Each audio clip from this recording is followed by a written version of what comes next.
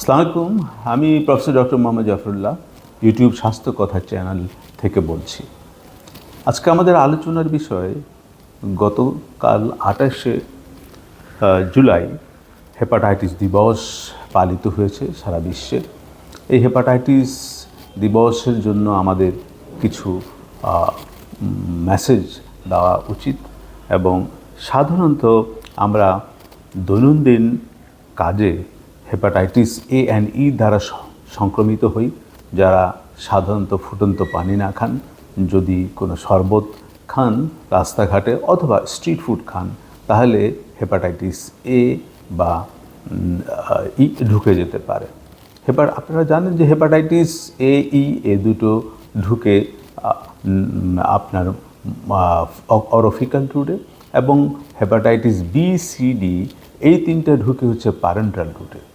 এই পাঁচটা ছাড়াও হেপাটাইটিস আরও অন্য কিছু দিয়েও হতে পারে, যেমন ধরেন যারা অ্যালকোহল খান তাদেরও হেপাটাইটিস হতে পারে, লেপ্টোস্পাইরা দিয়ে হতে পারে, সাইটোমেগালো ভাইরাস দিয়ে হতে পারে, হার্পেস সিমপ্লেক্স ভাইরাস দিয়ে হতে পারে, ইয়েলো ফিভার ভাইরাস দিয়ে হতে পারে। তো রুগী আমাদের কাছে কিভাবে আসে? রুগী আমাদের কাছে আসে যে তার জন্ডিস হয়েছে, চোখ হলুদ হয়ে গেছে এবং তার গা ম্যাজ ম্যাজ করছে এবং তার লো গ্রেড ফিভার, এই ধরনের কমপ্লেন নিয়ে আসে। এবং হেপাটাইটিস এ এবং ই আমরা বলেছি যে এটা ছড়ায় হচ্ছে আপনার অরোফিক্যাল রুটে অর্থাৎ মুখের মাধ্যমে, এবং হেপাটাইটিস বি সি ডি এগুলো ছড়ায় হচ্ছে আপনার প্যারেন্টাল রুটে অথবা রক্ত বা রক্ত জাতীয় যে কোনো ইঞ্জেকশন যারা নেয় বা যারা ড্রাগ অ্যাবিউজার্স তারা নিডল শেয়ার করে, এই নিডলের মাধ্যমে তাদের মধ্যে ছড়ায়। এবং এর ফেট কি? আলটিমেট ফেট হচ্ছে লিভারে যখন এটা প্রদাহ হবে, আলটিমেটলি কেউ যদি খুব বাচ্চাকালে এই লিভারে প্রদাহ হয় এই ভাইরাস দিয়ে এবং ভাইরাস যদি ঢুকে যায়, তাহলে তার ইয়াং লাইফ আস্তে আস্তেই তার লিভারটা আপনার সিরোসিস অফ লিভারে কনভার্ট হবে এবং তারপর সে যুবক বয়সে এটা যে আপনার হেপাটোসেলুলার কার্সিনোমা হয়ে যাবে। সুতরাং এই ব্যাপারগুলো থেকে আমাদের সাবধান থাকতে হবে। এবং আমাদের আরও কয়েকটা মেসেজ আপনাদেরকে দেওয়া দরকার, যেমন যারা টিকা নেননি তারা খুব তাড়াতাড়ি আপনার ব্লাড টেস্ট করিয়ে দেখুন তাদের হেপাটাইটিস বি বা সি আছে কি না। হেপাটাইটিস বি থেকে থাকলে এর সঠিক ট্রিটমেন্ট, সঠিক টিকা আছে এবং সেই টিকা নিয়ে নিজেকে প্রতিরোধ করুন হেপাটাইটিস বির বিরুদ্ধে। আর যাদের হেপাটাইটিস সি যদি পজিটিভ হয় তাহলে অবশ্যই এর ভালো একটা ট্রিটমেন্ট আছে, নিরাময়যোগ্য, এবং সেটা ট্রিটমেন্ট করিয়ে সেটা থেকে ভালো হয়ে যান। এবং বিশেষ করে বিয়ের পূর্বে তো অবশ্যই, কারণ আপনি আরেকজনকে এটা দিয়ে সংক্রমিত করতে পারেন।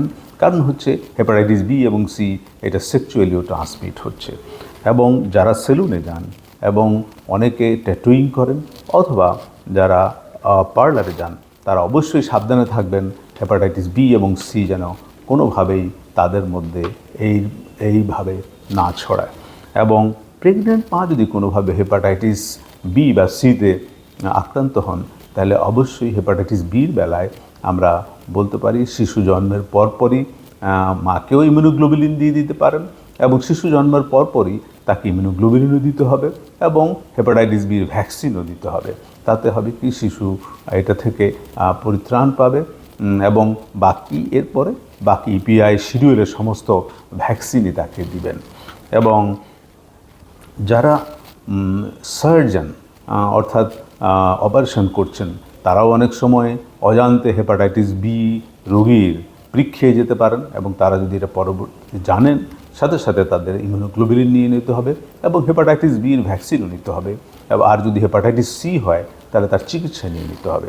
এবং এই জিনিসগুলো আমাদের খুবই খেয়াল রাখতে হবে যাতে কোনোভাবেই আমরা হেপাটাইটিস বি এবং সি দ্বারা আক্রান্ত না হই। এবং হেপাটাইটিস বি এবং সির এই সিরোসিস অফ লিভার বা হেপাটোসেলুলার কার্সিনোমা থেকে পরিত্রাণ পাওয়ার বা এর থেকে মৃত্যুর হার কমানোর জন্য উপায় হলো নতুন করে আমরা কোনো রোগী হতে দিব না। নতুন করে রোগী যদি যোগ হয় তাহলেই আমাদের হেপাটাইটিস বি এবং সি কমবে না, এটা বাড়তেই থাকবে। এবং এছাড়াও যে মারা এবং যে শিশুরা হেপাটাইটিস বি এবং সিতে আক্রান্ত হচ্ছেন তাদের কথা বলেছি। 12 ঘন্টার মধ্যে তাদেরকে শিশুদেরকে আপনি ভ্যাকসিন দিয়ে দিবেন এবং মাদেরকে ইমিউনোগ্লোবুলিন দিয়ে দিবেন। সুতরাং হেপাটাইটিস এর কিন্তু ভ্যাকসিন আছে এবং হেপাটাইটিস এর ভ্যাকসিন নিয়ে নিলে হেপাটাইটিস এ থেকে পরিত্রাণ পাওয়া যায়। হেপাটাইটিস ই সাধারণত বয়স্কদের হয় আর হেপাটাইটিস এ সাধারণত শিশুদের মধ্যে হয়। এবং হেপাটাইটিস ই আপনার যেহেতু ভ্যাকসিন নেই, অবশ্যই সবাই হাত ধুয়ে যে কোনো খাবার খাবেন, হাত ধুয়ে খাবেন এবং হেপাটাইটিস এর এটাও হাত ধুয়ে খাবেন এবং স্ট্রিট ফুড অবশ্যই বর্জন করতে হবে। আর হেপাটাইটিস বির এবং ভ্যাকসিন আমরা বলেছি ভালো ভ্যাকসিন আছে, এটা প্রতিকারযোগ্য এবং এটা পিআই শিডিউলে ঢুকানো হয়েছে। হেপাটাইটিস সির কোনো ভ্যাকসিন নেই, সুতরাং এটার ভালো ট্রিটমেন্ট আছে। কোনোভাবে যদি হেপাটাইটিস সি আক্রান্ত হন এটা ট্রিটমেন্ট নিয়ে নেবেন। এবং হেপাটাইটিস সি ডিউরিং আপনার এটাকে আমরা সাধারণত ইন্টারফেরন বা রিভিভ্যারিন দিয়ে ট্রিটমেন্ট করে থাকি। এবং হেপাটাইটিস ডি নিজে নিজে ইনফেকশন করতে পারে না, এই হেপাটাইটিস বির সাথে একসাথে ইনফেকশন করে।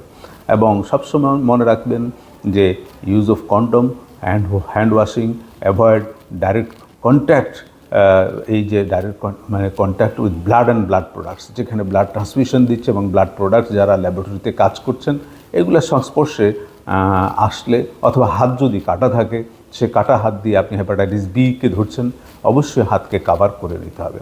তাহলে হেপাটাইটিস বি, সি, ডি এগুলো আমরা ডায়াগনোসিস করব কিভাবে? হেপাটাইটিস বি আমরা ল্যাটেক্স অ্যাগ্লুটিনেশন দিয়ে এবং হেপাটাইটিস সিও আমরা ল্যাটেক্স অ্যাগ্লুটিনেশন এবং এলাইজা টেকনিকে আমরা ডায়াগনোসিস করতে পারি এবং আইসিটি মেথডেও ডায়াগনোসিস করতে পারি হেপাটাইটিস বি এবং সি খুব সহজেই। আর হেপাটাইটিস এ এবং ই এই দুটো আপনার আমরা খুব সহজেই ল্যাটেক্স অ্যাগ্লুটিনেশন অথবা আইসিটি মেথডে আমরা ডায়াগনোসিস করতে পারি। হেপাটাইটিস বি আমরা জানি যে হেপাটাইটিস বি SBSAG আমরা দিই এবং SBSAG পজিটিভ হলেই আমরা বলি যে পজিটিভ, হেপাটাইটিস বিতে পজিটিভ। এবং যদি কেউ অ্যাক্টিভ স্টেজে আছে কিনা সেটা জানার জন্য আমরা সাধারণত HBeAg টেস্ট করি। আর যারা ভুগছেন হেপাটাইটিস বিতে তাদের জন্য আমরা PCR করি এবং PCR করে দেখি যে এই হেপাটাইটিস বির লোডটা কেমন এবং কত কপি অফ হেপাটাইটিস বি আছে। অনেক বেশি কপি যদি থাকে তাহলে আমরা বুঝতে পারি যে তাকে প্রগনোসিস অফ দ্য ট্রিটমেন্ট, মানে আমরা যে ট্রিটমেন্ট করছি তার ফলটা কেমন। যদি এই কপিগুলো কমতে থাকে হেপাটাইটিস বি, তাহলে আমরা বুঝবো যে তার চিকিৎসাটা ফলপ্রসূ দিকে এগিয়ে যাচ্ছে। সুতরাং আর উইন্ডো পিরিয়ড একটা আছে হেপাটাইটিস বির, যখন SBSAGও পাওয়া যায় না এবং HBs অ্যান্টিবডিও পাওয়া যায় না, এবং তখন এই উইন্ডো পিরিয়ডে আমরা সাথে HBC অ্যান্টিবডি দিয়ে ডিটেকশন করি। এবং ভ্যাকসিন দিলে আমাদের মনে রাখতে হবে যে SBS অ্যান্টিবডি আমরা ব্লাডে পাই এবং এটাকে ডিটেকশন করতে হবে যে SBSAG কত ইউনিট আমরা পেয়েছি। 100 ইউনিটের উপরে গেলেই আমরা বুঝি যে ভ্যাকসিনেশনটা কাজ হয়েছে এবং কার্যক্রম এটা প্রোটেকশন দিতে পারবে বডিকে। সুতরাং আমরা হেপাটাইটিস বির ভ্যাকসিন নিব এবং হেপাটাইটিস সির আমরা ট্রিটমেন্ট করে ভালো করে নেব এবং এইভাবে আমরা হেপাটাইটিস বি এবং সিকে প্রিভেনশন করতে পারি। এবং হেপাটাইটিস এ এবং ইকে আমরা প্রিভেনশন করতে হলে সঠিকভাবে হাত ধোয়া, রিপিটেডলি হাত ধোয়া, যে কোনো কাজে হাত ধুয়ে যদি আমরা এটাকে আমরা এটাকে প্রোটেকশন দিতে পারি। সুতরাং এতটুকুই আমাদের আপনাদের এই বিশ্ব হেপাটাইটিস দিবসে message. Hepatitis A, B, C, D, E এবং অন্যান্য কারণ থেকে আপনারা বেঁচে থাকুন, সুস্থ থাকুন, নিজের লিভারকে সুস্থ রাখুন এবং আমার চ্যানেলকে সাবস্ক্রাইব করুন, লাইক দিন এবং দেখুন। আসসালামু আলাইকুম।